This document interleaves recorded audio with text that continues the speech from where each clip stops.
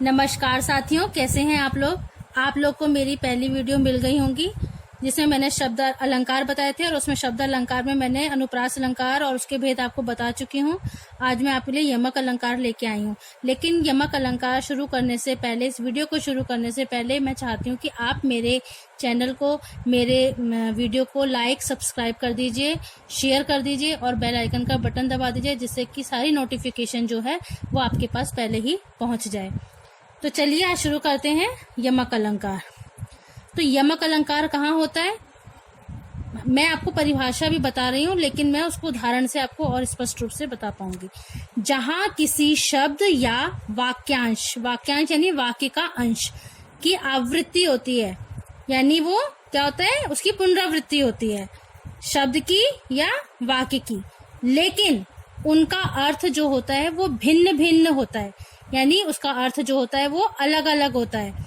यानी एक शब्द की आवृत्ति, यानी एक शब्द दो बार आएगा लेकिन दोनों के अर्थ अलग अलग होंगे, या वाक्यांश जो है वो दो बार आएगा लेकिन उसके अर्थ अलग अलग होंगे, वहां पर यमक अलंकार होता है। अब देखिए उदाहरण से हम कैसे समझते हैं, ये देखिए। कनक कनकते 100 गुनी, मादकता अधिकाए, वा पाए बौराए जग, या खाए बौराए। इसमें देखिए साथियों, कनक कनक ये शब्द जो है ये दो बार आया है। इसकी क्या हुई है, इसकी पुनरावृत्ति हुई है। पुनरावृत्ति यानी इसकी आवृत्ति हुई है। देखो कनक और कनक ये दो बार आए ना, लेकिन ये कनक और कनक एक ही इसका अर्थ नहीं है, इसके दोनों के ही अर्थ अलग अलग हैं। एक कनक का अर्थ है सोना और दूसरे कनक का अर्थ है धतूरा। ठीक है, तो अब एक यानी सोना यदि अधिक हो जाता है, अधिक मिल जाता है, 100 गुना मिल जाता है, तो उसको पाकर के जग जो है, संसार जो है वो क्या हो जाता है, बौरा जाता है। यानी स्वर्ण की अधिकता जो संसार को बौरा देती है। और उसी प्रकार से कनक यानी एक का होता है धतूरा, यानी कनक का सेवन यानी धतूरे का सेवन यदि अधिक कर लिया जाता है तो भी उसको खा करके क्या होता है, बौरा जाते हैं। इसीलिए यहाँ पर दोनों ही कनक के अर्थ अलग हैं।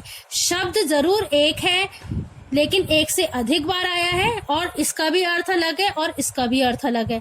इसीलिए यहाँ पर कौन सा अलंकार है, इसीलिए यहाँ पर यमक अलंकार है।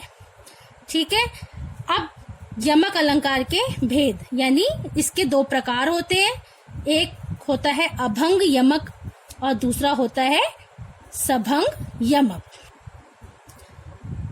अभंग और सभंग। अभंग का अर्थ क्या होता है, अभंग जिसको तोड़ा नहीं जा सकता, और सभंग यानी भंग सहित, यानी उसको हम तोड़ सकते हैं। तो यहाँ पर इसके दो प्रकार है, अभंग और सभंग। तो सबसे पहले हम देखेंगे अभंग यमक अलंकार क्या होता है।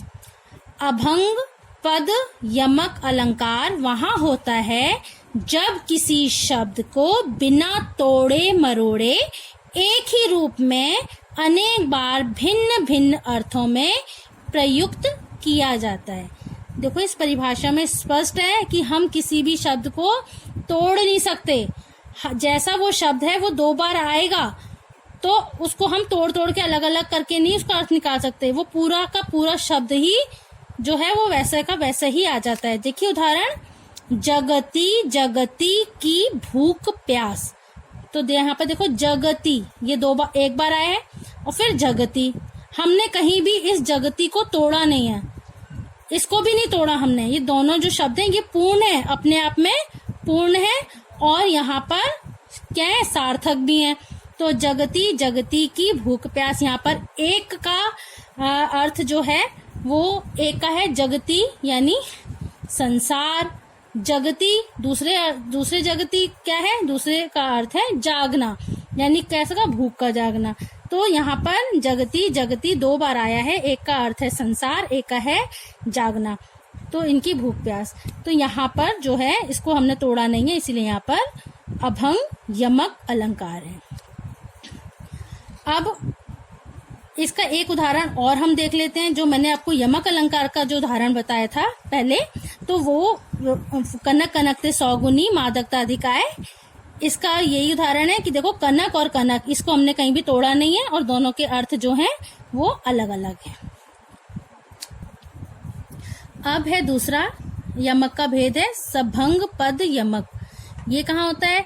जब जोड़ तोड़कर ऐसे वर्ण समूह शब्द की आवृत्ति होती है, यानी जब किसी भी शब्द को हम तोड़ मरोड़ करके, तोड़ के, अलग अलग करके उसको वर्ण समूह में बांट देते हैं, और यानी उसकी और वैसी उसकी आवृत्ति होती है, यानी उस शब्द की आवृत्ति होती है, तो उससे भिन्न भिन्न अर्थों की क्या होती है? हमें प्रतीति होती है।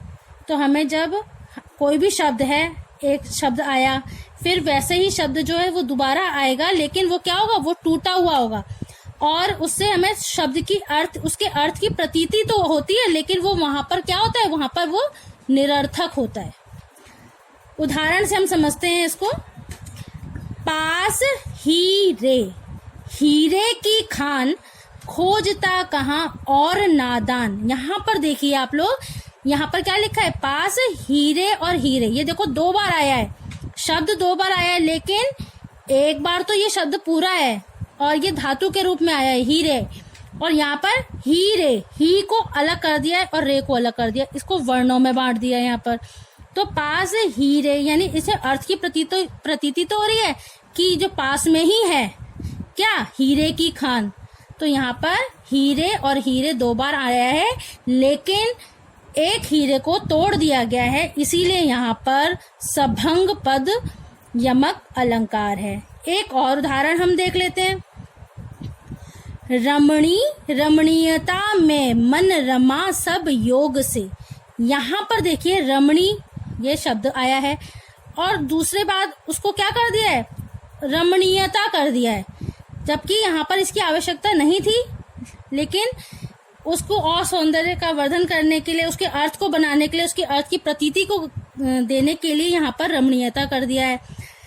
तो इसमें जो शब्द जो है रमणी को, उसको क्या कर दिया? तोड़ दिया इन्होंने। मैं मन रमा सब योग से। इसमें प्रथम रमणी, यानी यहाँ जो है ये किसके लिए आया है? ये नायिका के लिए आया है, ठीक है, ये नायिका के लिए आया है। और रमणीयता, यहाँ पर रमण जो है उसको तोड़ करके क्या बना दिया? रमणीयता बना दिया है। लेकिन यहाँ पर इसका अर्थ की प्रतीति है, लेकिन इसका यहाँ पर इसको लगाना आवश्यक नहीं था, इसलिए यहाँ पर ये निरर्थक है। निरर्थक यानी इसका कोई अर्थ नहीं है, इसीलिए यहाँ पर कौन सा अलंकार है? इसीलिए यहाँ पर सभंग पद यमक अलंकार है।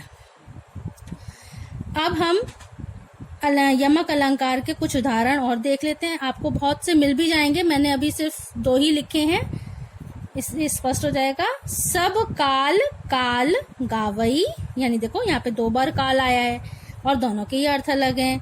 ऐसे ही ऊधो जोग जोग हम नाही, यहाँ पर भी जोग और जोग ये 2 बार आए हैं और दोनों के ही अर्थ अलग अलग हैं।